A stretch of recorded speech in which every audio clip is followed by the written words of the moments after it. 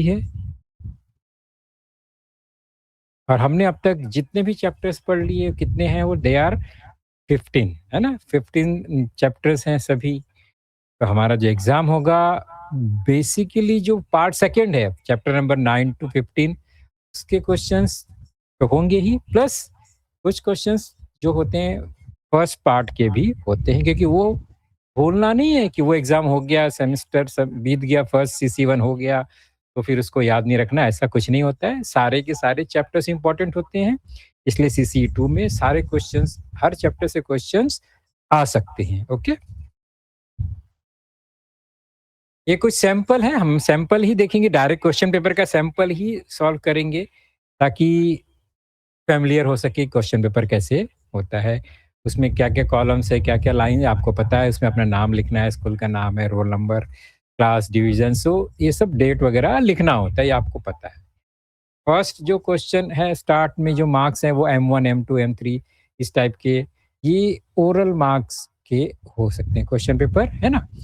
तो आपको आंसर इसमें बताना होता है, आपके जो सर हैं, टीचर्स हैं, वो आपको क्वेश्चन पूछते हैं, आप उनका आंसर देते हैं, ओके? चलिए ये तो हो गया ओरल। नेक्स्ट है हमारा, ये हमने देख लिया ज़ूम करके क्या-क्या इसके अंदर है, ये मटेरियल हमने देखा। अब चलते हैं रिटन टेस्ट का जो पेपर है, पेज नंबर यहाँ पर दिख रहा है, पेज दिख रहा है आपको। मैं आपको पहले ही बता दूँ बच्चों, ये हमारा जो एग्ज़ाम होने वाला है 2026 में उसका क्वेश्चन पेपर नहीं है, नहीं तो आप सोचेंगे अरे वाह! ये तो क्वेश्चन पेपर सर ने पहले ही बता दिया। ऐसा नहीं है, ये सैंपल है, ये पेपर पहले भी हो चुके हैं, उसका ही एक ये सैंपल है और हम उसी को सॉल्व करने की कोशिश करेंगे। तो कैसे शुरू करना है, मैं हिंट दूँगा, हर जगह आंसर बताऊँगा नहीं, आप ही लोग मुझे बताएँगे, है ना? और फिर कहीं-कहीं पर मैं हिंट दूँगा, कैसे इसको सॉल्व करना है, फिर आप उसे प्रैक्टिस में लाएँगे। हम ज़ूम करते हैं, फर्स्ट क्वेश्चन को देखते हैं। अब क्वेश्चन लिखा है 1, 2, 3 जो है वो 1-1 मार्क्स से हैं इस क्वेश्चन में, आपके क्वेश्चन में अलग हो सकता है ना? फिर ब्लैंक स्पेस में उसे सॉल्व करना है जहाँ पर ज़रूरत होगी। ओके लिखा हुआ है solve the example in blank space if necessary. तो कहीं भी यहाँ वहाँ बेंच पर नोटबुक में अपने को क्वेश्चन सॉल्व नहीं करना है। हर क्वेश्चन पेपर में पेज पर एक ब्लैंक स्पेस होता है, वहीं पर आप उसको सॉल्व करते हैं और क्वेश्चन के सामने भी स्पेस अगर बना है तो वहाँ हम उसे लिखते हैं। ओके चलिए first question, question number 1 A, right the number in words. ये क्वेश्चन पेपर में आया हुआ नंबर है। अब लिखा है डिजिट में पढ़ता हूँ है 5 है 6 है 7 है 8 एंड 9 है। ये नंबर क्या है ये आपको बताना है। तो आप ही लोग शुरू करेंगे सीधा, अब मुझे बताएंगे कि ये कौन सा नंबर है।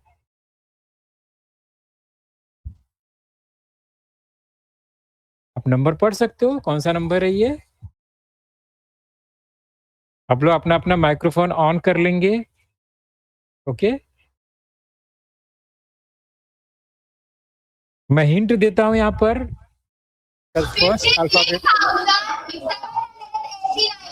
वेरी गुड, तो मैंने हिंट दे दिया, एफ से स्टार्ट हो गया ये 56,000 हो गया, फिर एस 700 हो गया और 89 हो गया। आपको इस तरह आपको पूरा लिखना है। मैंने केवल हिंट दे दिया है और बहुत परफेक्ट करेक्ट आंसर दिया है।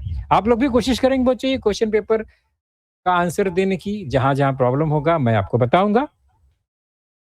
अब सेकंड क्वेश्चन नहीं, क्वेश्चन नंबर 1 का हम बी पार्ट देखते हैं। Right the number in figures. अभी हमें इसे फिगर में लिखना है। 49,507 है, आपने पढ़ दिया। अभी इसको हमें फिगर में लिखना है, तो मैं क्या करता हूँ आपको 4 ऑप्शन बता देता हूँ। आप मुझे बताएँगे कि फर्स्ट ऑप्शन करेक्ट है, सेकंड है, थर्ड है और फोर्थ है। तो पहला है 49,507, ये एक नंबर है। दूसरा है 4900, 49,507। थर्ड वन है 49,507 एंड फोर्थ वन है 49,507। मैंने इतना सारा आंसर लिख दिया, कोई बच्चा कैसे भी लिख सकता है। तो आपके हिसाब से थर्ड है, अरे वाह! क्या बात है, एकदम perfect. Third one is the right answer. हमको इस बॉक्स में ये नंबर लिखना है। ओके, तो क्वेश्चन नंबर 1 ए बी आपने सॉल्व कर लिया और इस क्वेश्चन में आपको 2 मार्क्स मिल जाएंगे, ए का भी 1 और बी का भी 1, फुल मार्क्स 2 आउट ऑफ 2 हो गया ये। चलो नेक्स्ट चलते हैं।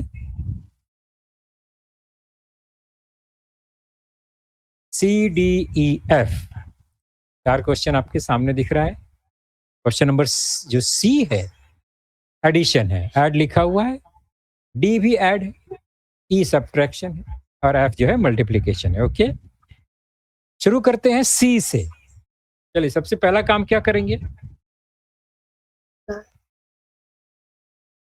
स्टार्ट कहाँ से करना है, 2 से, यूनिट प्लेस से और 7 से करना है। Unit place. Unit place, very good, perfect answer Arvind. 2 से स्टार्ट करेंगे, 2 and 4 को ऐड किया हमने, 6 मिल गया, very good. Next 9, next 4, very good, and again 9, एकदम perfect answer, without carrying over. ये हमारा एडिशन था और जो आपने अच्छे से कर लिया, इतना आपको पक्का है। अब आप सोचेंगे 7th में सर ये क्वेश्चन क्यों पूछ रहे हैं, तो ऐसा कुछ नहीं है, 7th 6th 5th सब में ये क्वेश्चन आ सकता है। ओके, नेक्स्ट 4 and 7 11, 11 में पूरा 11 लिखेंगे, कैरी देंगे हम, कैरी फॉरवर्ड हो जाएगा 1। अभी क्या होगा, 0 लिखेंगे। Okay, next 1 carry over. Okay, 0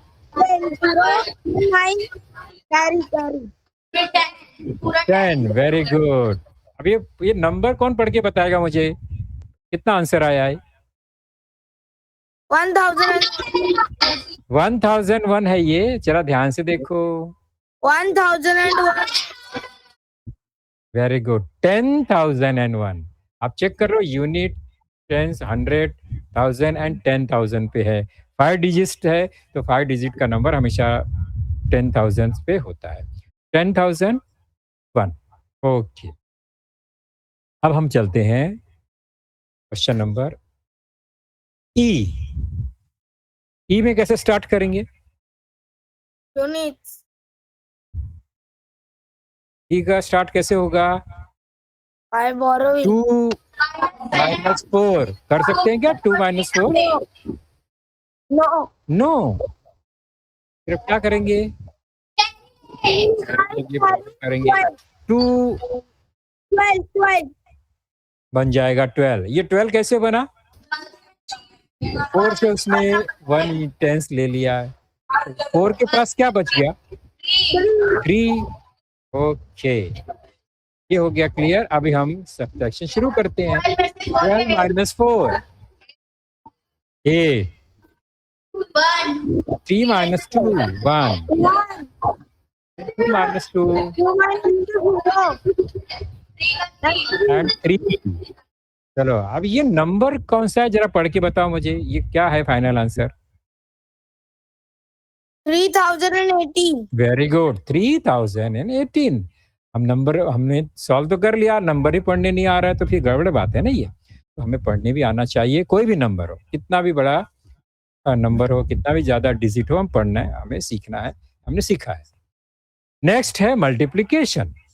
multiplication में कहाँ से स्टार्ट करेंगे, कौन बताएगा, किसका टेबल स्टार्ट करेंगे हम, 5 का, एकदम पर 5 × 8, 5 × 8 40, and 0 will write। 0 लिखेंगे और 4 कैरी ओवर, एकदम perfect. Next 25 and plus 4 carry हुआ है, वो हो गया 29।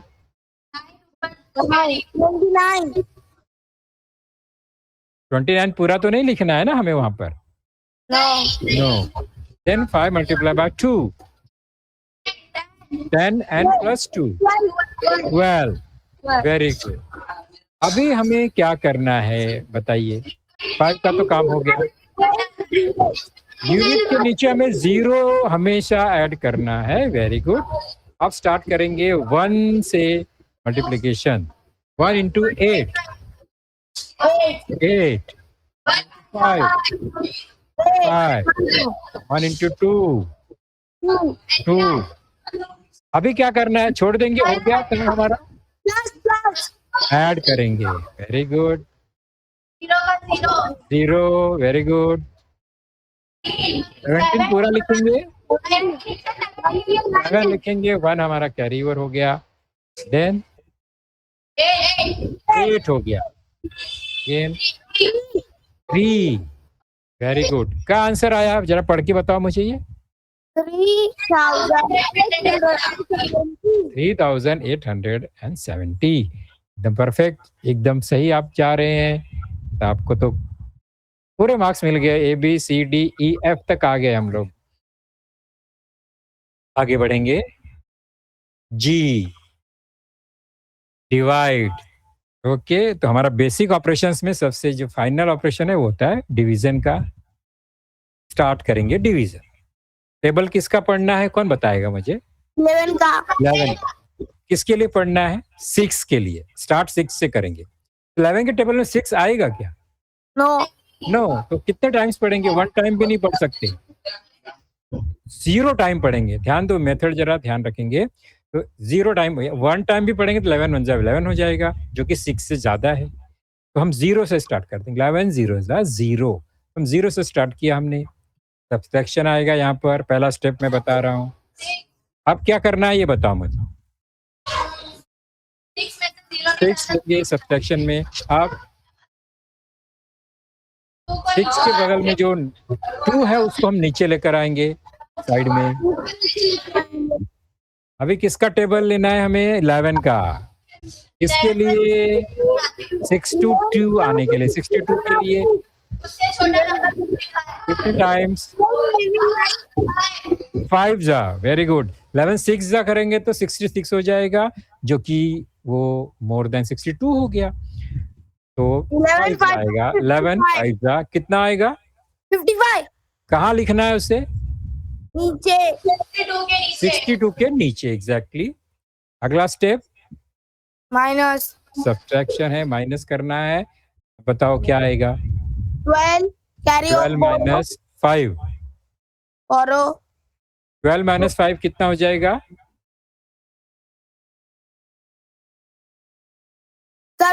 7 वेरी गुड काम हो गया हमारा या अभी कुछ बाकी है नो 6 वी विल राइट 5 अभी मैंने अगर यहाँ लिख दिया इस तरह से 7 कुछ मिस्टेक हो गया क्या यस और मैंने जल्दी में इसको वाव 77 आया 11 7 जा 77 और आंसर कर दिया 0 और मेरा डिवीजन फिनिश हो गया मैं खुश हो गया मेरा मार्क्स पूरा हो गया क्या ये राइट आंसर है नो चेक करके बताओ मुझे खाली देखो और बताओ नो नो क्या इसमें मिस हो गया कुछ बता सकते हो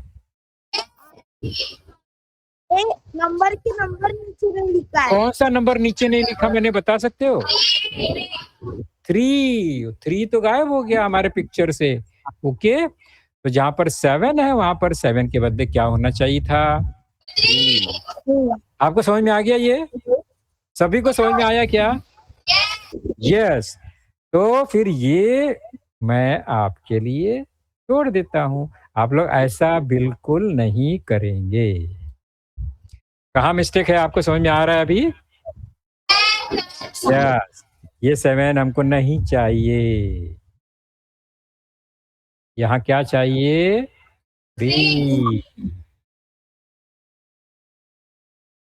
क्लियर हो गया फिर एक स्टेप आगे जाएगा मैंने पहले कहा हर क्वेश्चन में सॉल्व नहीं करूंगा मैं आपको हिंट बताया मिस्टेक कहाँ हो सकता है ये आप ध्यान रखेंगे तो चलो आगे बढ़ेंगे हम अब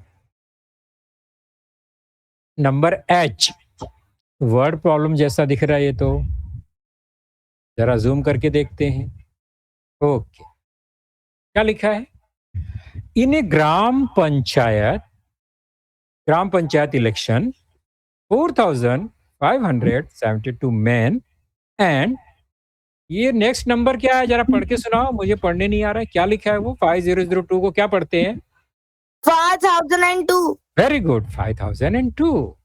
तो फिर से पढ़ता हूं मैं। इन ग्राम panchayat election 4572 men and 5002 women voted।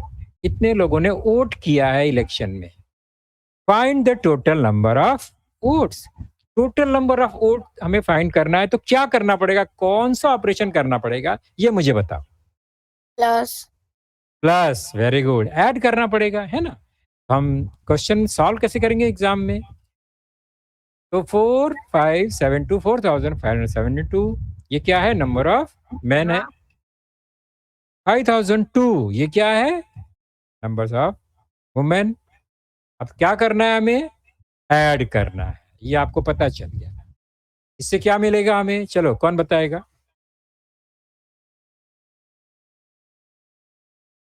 9000. Add करना है, स्टार्ट करेंगे ऐड करना। हम स्टार्ट कहाँ से करेंगे? Uniques. Uniques. Total number of votes हमें फाइंड करना है, तो ऐड करेंगे 2 and 2 4 4. 7. 7 5. 5 9. 9। तो कितना हो गया टोटल नंबर ऑफ वोट्स, कितने हैं यहाँ पर? 94. 9574। बिल्कुल सही आंसर है।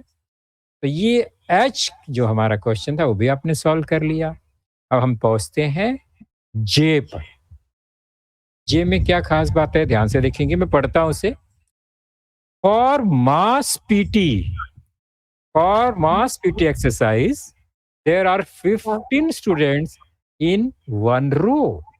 अब आपके स्कूल में भी मास पीटी होता है, तो पीटी के सर क्या करते हैं, सभी बच्चों को रो में, ऐसा कतार में, लाइन में खड़ा कर देते हैं ना। तो वहां पर टीचर ने क्या किया है, 15 स्टूडेंट को एक रो में खड़ा कर दिया है। इफ देर आर 18 सच रोज, और ऐसे उन्होंने 18 रोज बनाए, then how many students are there for mass PT in all. ये कैसे सॉल्व करेंगे, अब ये सोचना है। एक रो में कितना है? Multiplication. Very good, multiplication. तो एक सिंगल रो के नंबर्स हमें पता है, ज्यादा नंबर हमें फाइंड करने हैं ज्यादा रो के, तो मल्टीप्लीकेशन करना है। तो number of students in one row कितना है वो, और फिर 50. नंबर कितने रोज कितने, वो हम बताएंगे। चलो बताओ, Number एक रो of में कितने स्टूडेंट्स हैं? 15. 15. 15, बराबर। टोटल रोज कितने? 80. 18। तो टोटल नंबर ऑफ स्टूडेंट्स कैसे मिलेंगे, क्या करना पड़ेगा? Multiplication. मल्टीप्लीकेशन। अब तो ये तो आता है आपको, चलो बताओ जरा जल्दी जल्दी। 8 मल्टीप्लाई बाय 5, 8 5 40. 40, 4 कैरी ओवर हो गया। देन 8 1 8 1 जा 8 प्लस 4 12। Very good. आगे का स्टेप कौन बताएगा, क्या करना है अभी? 0 जीरो, क्या बात है, जीरो हमेशा लगाना है। मल्टीप्लाई करना है 5. 5 1 1 1 and 1। इसके बाद क्या करना है? प्लस करना है। ओके, इसके बाद प्लस करना है, वो मैं नहीं करूंगा, ये तो आपको आता है। आगे का स्टेप आपको पूरा करना है, कंप्लीट करना है। अब मुझे बता सकते हो कितना आंसर आएगा?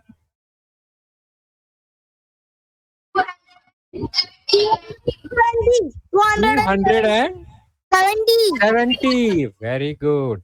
टोटल नंबर ऑफ स्टूडेंट्स कितने हो गए? 270। एकदम करेक्ट आंसर है ये। अब हम पहुंच गए question number L. Fill in the blank with the correct number. अब यहाँ पर कुछ नंबर हैं, उसको ध्यान से देखना है। फिर एक जगह पर कोई नंबर नहीं लिखा है, ब्लैंक है एरिया, हमें वहां पर नंबर लिखना है। तो हमारा जो फाइनल आंसर है, पहले वो चेक करो कितना है। 42,702 ये आंसर है। अब हमारे पास कौन कौन सा नंबर लिखा हुआ है वो देखो। 42,000 लिखा हुआ है, 700 भी लिखा हुआ है। कौन सा नंबर इसमें आएगा फिर थर्ड?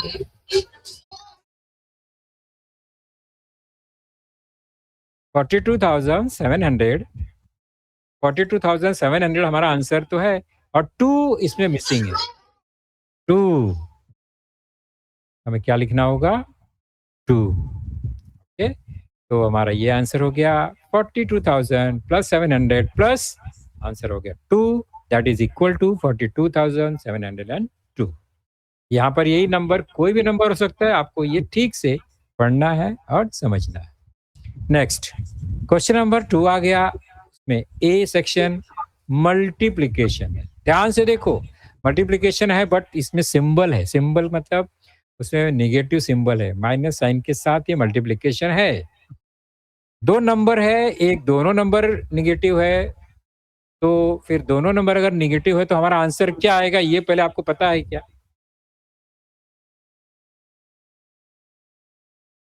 नेगेटिव इंटू नेगेटिव क्या आता है आंसर, आपको पता है? दो नेगेटिव नंबर का प्रोडक्ट हमेशा क्या आएगा? पॉजिटिव। पॉजिटिव आता है। कोई भी दो लाइक सिंबल का जो प्रोडक्ट है वो हमेशा पॉजिटिव आएगा। दोनों प्लस है, मल्टीप्लाई करेंगे तो भी प्लस पॉजिटिव आएगा। दोनों नेगेटिव है, माइनस में है, तो भी मल्टीप्लाई करेंगे तो पॉजिटिव ही आएगा। अगर दोनों सेम सिंबल है तो, दोनों सेम साइन है तो। अलग अलग साइन है, एक प्लस है, एक माइनस है, एक पॉजिटिव है, एक नेगेटिव है, कोई भी, तो आंसर हमेशा नेगेटिव आने वाला है। ये बेसिक बातें हमें याद रखनी है और सॉल्व करना है। पहले 65 मल्टीप्लाई बाय 7 ये करना है हमको। डायरेक्ट करो, 7 इंटू 5 क्या आएगा? 7 इंटू 5 7 into 7 5. 5 जा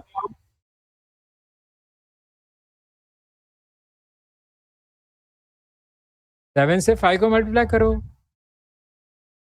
7 5 35। हाँ, अभी देखो मैंने इसको वर्टिकल नहीं लिखा तो थोड़ा सा आप कंफ्यूज हो गए, आपको आदत हो गई है वर्टिकल लिख के सॉल्व करने की। ओके, आप रफ में ये कर सकते हो, लेकिन हम कोशिश करेंगे सीधे 7 एक सिंगल डिजिट है तो हम इसको हॉरिजेंटली कर सकते हैं। 7 5 जा 35, 3 कैरी ओवर, 7 6 जा 7 6 जा कितना हुआ? 9 6 are 42. 42 और 3 हमारा कैरी ओवर था, 45. 45 हो गया, तो 455 आंसर हो गया। और साइन कौन सा होगा? नेगेटिव होगा या पॉजिटिव होगा? पॉजिटिव ही होगा, माइनस इंटू माइनस पॉजिटिव ही होगा। तो हम पॉजिटिव लिख भी सकते हैं और हम नहीं लिखेंगे तो भी आंसर करेक्ट है, बिकॉज किसी भी नंबर के पहले अगर कोई साइन नहीं है वो पॉजिटिव ही होता है। पॉजिटिव लिखना हमेशा जरूरी नहीं होता है एक सिंगल एलोन नंबर के लिए। Next B, write the simplest form. Simplest form का मतलब क्या है? ये कॉम्प्लेक्स फॉर्म है, इसका मतलब इसको हमें और छोटा नंबर में कन्वर्ट करना है। जो भी नंबर्स यहाँ पर बड़े बड़े दिख रहे हैं इसको छोटा में कन्वर्ट करना है। और डिवीजन लिखा है 38 डिवाइड बाय -152, तो उसको रेशियो फॉर्म में लिखा हुआ है, फ्रैक्शन फॉर्म में लिखा हुआ है। फ्रैक्शन फॉर्म में लिखना है मतलब फर्स्ट नंबर को हमें न्यूमरेटर में लिखना है, डिनोमिनेटर में हमें सेकंड नंबर को लिखना है। चलो लिखते हैं, तो क्या होगा रफ में देखते हैं। 38 अपॉन -152, ये एक जनरल फॉर्म हो गया। अब इसको सॉल्व करेंगे, फिर हम आंसर को यहाँ पर लिखेंगे। तो कैंसिल करिए, आप छोटा नंबर से कैंसिल करो, बड़ा नंबर से कैंसिल करो, जैसे भी कैंसिल करेंगे तो मुझे ये मिलेगा 31 को कैंसिल करेंगे तो उसको एंड में 1 आएगा, और 152 को कैंसिल करेंगे तो वहां पर 4 मिल जाएगा। तो ये फाइनली 1 अपॉन माइनस और 4 है, तो 1 आएगा और 4 आएगा। निगेटिव सिंबल हमेशा नीचे नहीं लिखना है, ये ध्यान रखिए। डिनोमिनेटर को हमेशा पॉजिटिव ही रखते हैं, और अगर वहां पर निगेटिव है और ऊपर पॉजिटिव है तो भी हमें जो नेगेटिव सिंबल है वो ऊपर न्यूमरेटर के साथ लिखना होता है, या सेंटर में हम लगाते हैं।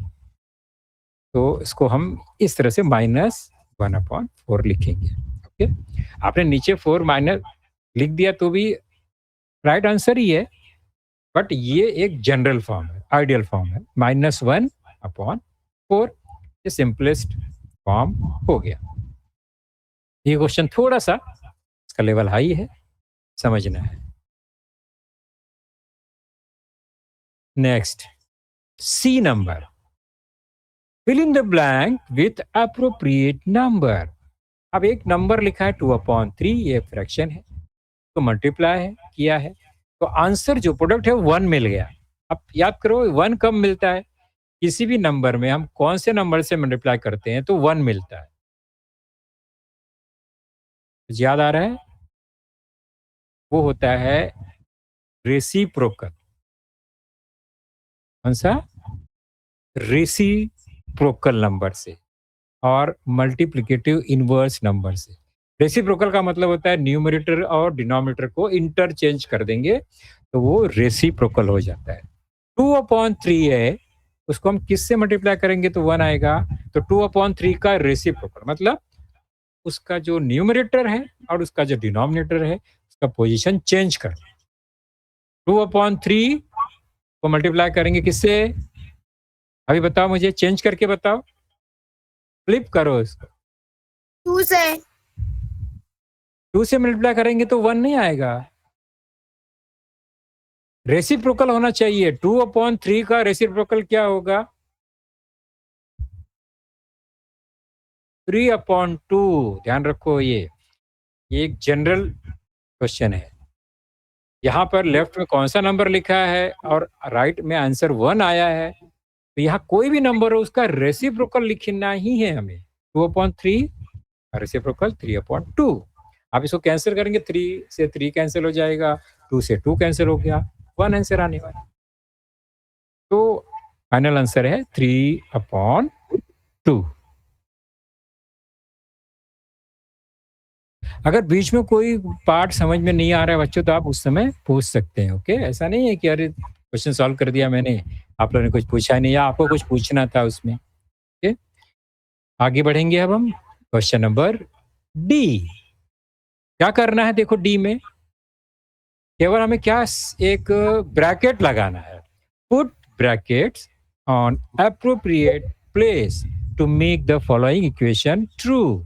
इक्वेशन लिखा है उसको ट्रू करना है। अब ये ट्रू है क्या, पहले चेक करते हैं। लिखा है 10 × 4 + 3 - 2 दैट इज इक्वल टू 68। क्या होता है क्या, चेक करो।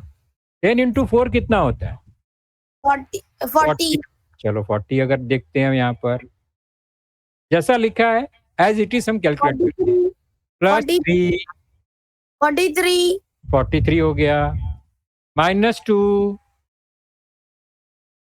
43 - 2 कितना हो जाएगा,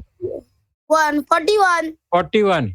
लेकिन यहाँ आंसर तो 68 आना चाहिए, तो जैसा है वैसा सॉल्व नहीं कर सकते, रॉन्ग आंसर हो गया। तो हमें ब्रैकेट लगाना है। ब्रैकेट का मतलब होता है हम वहां उसको प्रेफरेंस देते हैं कि पहले क्या करना चाहिए। ब्रैकेट हमेशा फर्स्ट ऑपरेशन होता है, तो हमेशा ब्रैकेट कहाँ लगाएंगे, तो हमें वो ऑपरेशन पहले करना है जिससे हमारा आंसर 68 आना चाहिए। फॉर एग्जाम्पल अगर मैंने ब्रैकेट यहां पर लगा दिया, कहाँ,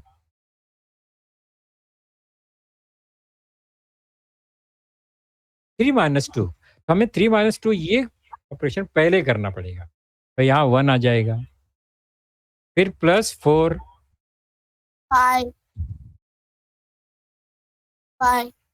and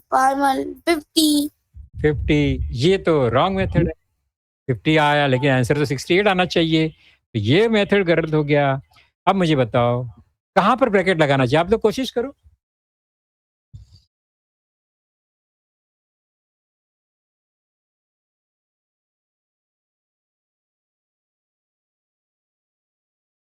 अभी यहाँ देखो, ये ऑपरेशन हमारा लिखा हुआ जो है क्वेश्चन में, अभी मैं क्या करता हूँ, मैं यहाँ ब्रैकेट लगाता हूँ, आप ध्यान से देखो। that is right अभी चेक करो,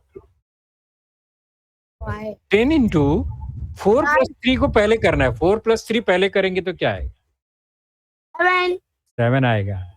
7 multiplied by 10 is equals to 70 and 70 minus 2 is equals to 68. बराबर 10 - 7 हो गया, 10 × 7 दैट इज 70 -2 = 68, और हमारा आंसर 68 पहले से ही दिया है। तो जो ब्रैकेट है वो कहाँ लगेगा, ये आपको समझ में आ गया। 4 plus 3 4 + 3 को हमको एक ब्रैकेट में लगाना है, तो हमने ब्रैकेट लगा दिया, तो आप क्वेश्चन में ब्रैकेट इस तरह से लगा देंगे, तो ये राइट आंसर।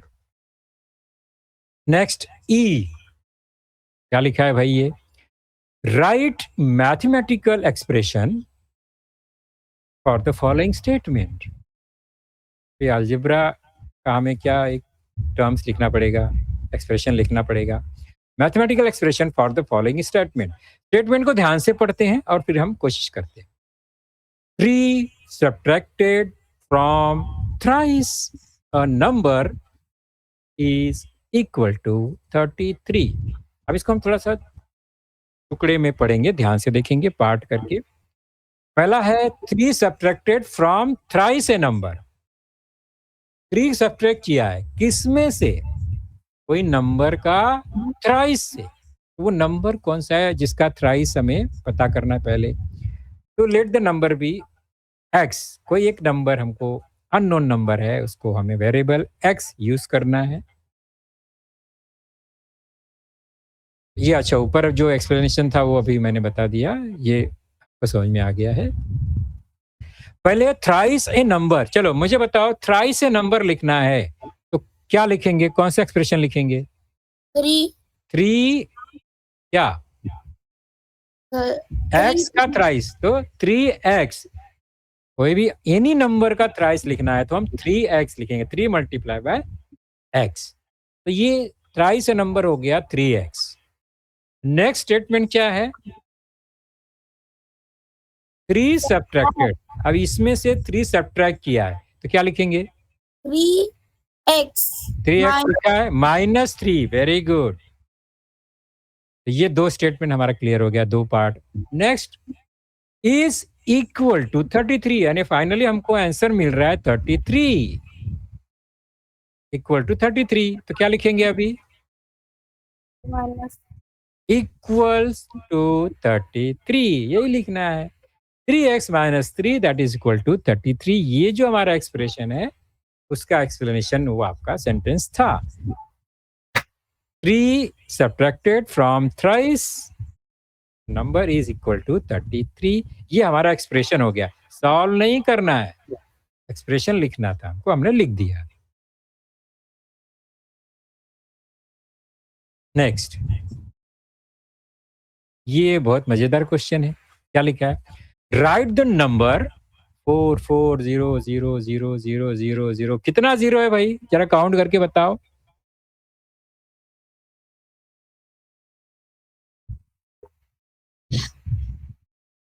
कितना जीरो है? नंबर पढ़ना नहीं है, पहले ध्यान रखना। हमें कितना नंबर है, नंबर पढ़ना नहीं है। जो पूछ रहा हूँ सिर्फ वो बताओ, इसमें जीरो कितना है? 9 जीरो है। 3 3 6 नहीं, 9 जीरो तो नहीं दिख रहा है मुझे। उसमें टोटल 8 जीरोस है। देखिए हम लोग काउंट करके, ये 1 2 3 4 5 6 7 एंड 8। कितना जीरोस है यहाँ पर? 8 जीरोस। ओके, हमें लिखना क्या है? In standard form using the power of 10। Power of 10 indices का जो चैप्टर था उसमें ये है, लॉ ऑफ इंडाइसेस में, इंडाइसेस के चैप्टर में ये मिलता है। स्टैंडर्ड फॉर्म में लिखना है, ये इतना बड़ा नंबर को स्टैंडर्ड फॉर्म में लिखना है। अब पहले स्टैंडर्ड फॉर्म क्या है उसको तो समझना पड़ेगा ना। किसी भी नंबर को स्टैंडर्ड फॉर्म में लिखना है यूजिंग द पावर ऑफ 10, तो हमें पहले क्या करना पड़ेगा? जीरो को छोड़कर, एक्सेप्ट जीरो, जो नंबर है, कौन सा नंबर है बताओ जरा। जीरो छोड़ दो उसमें से। 44। Very good. तो ये जो नंबर होता है सिंगल डिजिट है तो कोई बात नहीं, 2 डिजिट है, हमें क्या करना है? वो हमें सिंगल डिजिट फॉर्म में लिखना है, यानी एक ही नंबर लिखना है, उसके बाद का जो डिजिट है उसको डेसिमल फ्रैक्शन में लिखना है। क्या मतलब है इसका, समझो। 44 ये नंबर है जीरो को छोड़कर।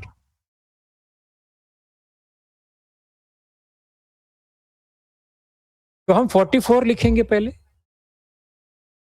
और 44 में भी एक सिंगल डिजिट जो है वो उसका नंबर बताएंगे, तो हम 4 लिख के बाकी जो नंबर है यानी नेक्स्ट 4 उसके बीच में एक डेसिमल पॉइंट डालेंगे।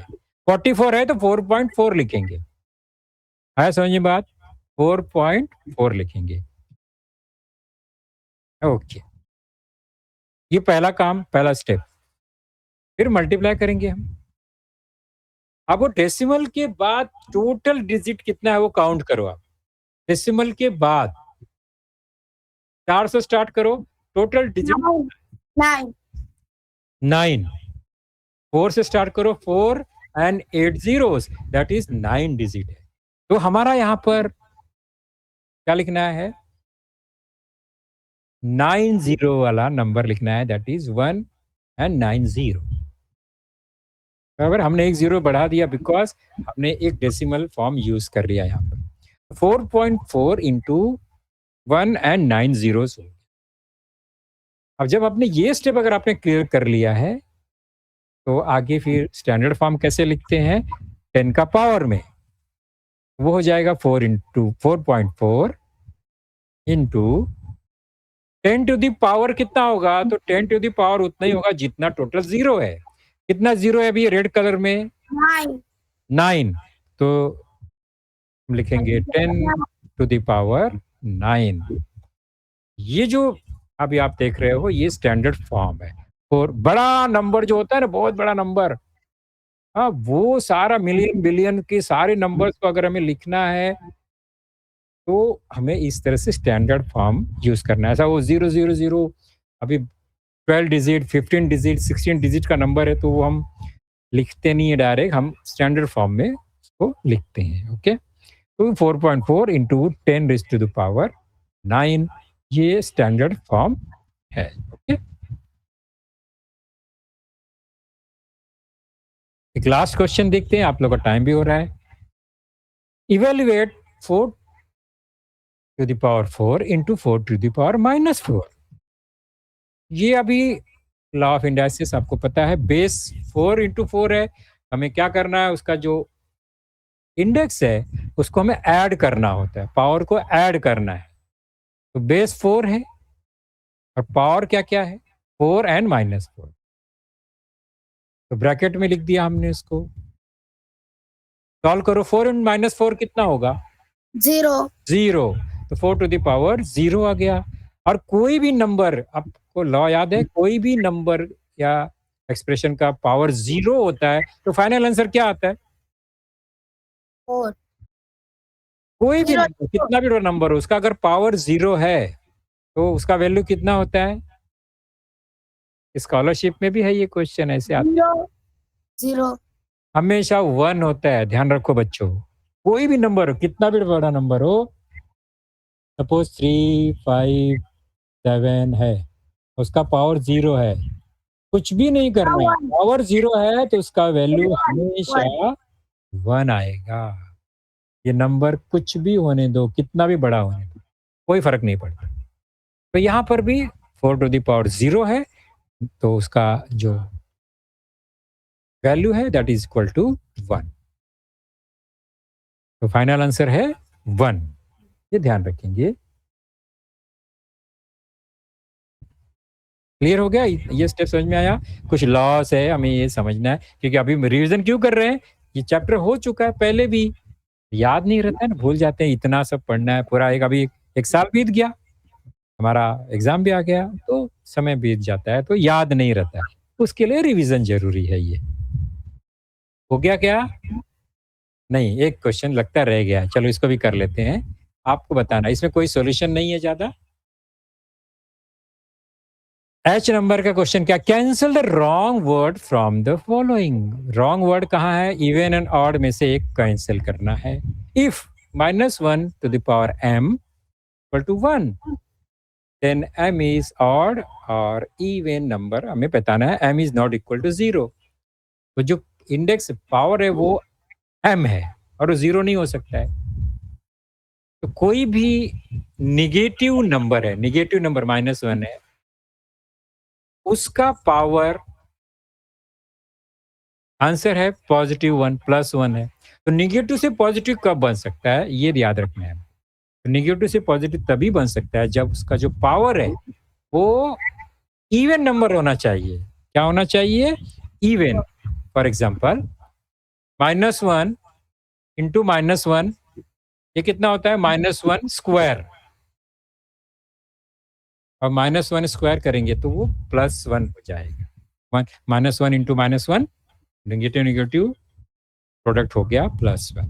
तो पावर 2 है, इवन है तो प्लस हो गया। सिमिलरली अगर 3 बार मल्टीप्लिकेशन हो गया -1 -1 -1 -1 पावर 3, 3 क्या है? ऑड नंबर है, तो उसका रिजल्ट तो नेगेटिव आ जाएगा। -1 इंटू -1 +1 एंड +1 इंटू -1 अगेन -1 हो गया। तो आंसर नेगेटिव कब आता है? जब पावर ऑड होता है। नेगेटिव का पावर ऑड होता है। तो इसमें से रॉन्ग क्या है वो बताना है ना हमको। तो ऑड जो है ये रॉन्ग वर्ड है, उसको हमने कैंसिल कर दिया। लास्ट वन जे, टिक करना है कौन सा करेक्ट है। The point at which the perpendicular bisector of a triangle meet is called, क्या है? कोई भी ट्रायंगल का परपेंडिकुलर बाइसेक्टर जो एक पॉइंट पे मीट करता है उस पॉइंट का नाम क्या है? परपेंडिकुलर बाइसेक्टर की बात करेंगे तो हम चारों देख लेते हैं। पहला है इन सेंटर। आपको याद नहीं है, मैं बता देता हूं। इन सेंटर किसको बोलते हैं मालूम है? जो एंगल होता है ट्रायंगल का उसका बाइसेक्टर जहां पर एक पॉइंट पे मिलते हैं उसको हम बोलते हैं इन सेंटर। ठीक है? वो कॉन्करेंट पॉइंट है जो एंगल बाइसेक्टर का, वो इन सेंटर होता है। सर्कम सेंटर क्या है? परपेंडिकुलर बाइसेक्टर का जो कॉन्करेंट पॉइंट है वो सर्कम सेंटर होता है। ट्रायंगल का जो मीडियन है उसका जो कॉन्करेंट पॉइंट है वो सेंट्रॉइड होता है। एंड किसी भी ट्रायंगल का जो लैटिट्यूड है परपेंडिकुलर ड्रॉन फ्रॉम वर्टेक्स, उसका कॉन्करेंट पॉइंट को हम ऑर्थो सेंटर बोलते हैं। हमारा क्वेश्चन क्या है? Point at which the perpendicular bisector of triangle meet. Perpendicular bisector का तो मतलब कौन सा आंसर राइट है? 2. सेकेंड नंबर का। ओके, तो हम इस तरह से इसको ऐसा टिक कर देंगे। ओके।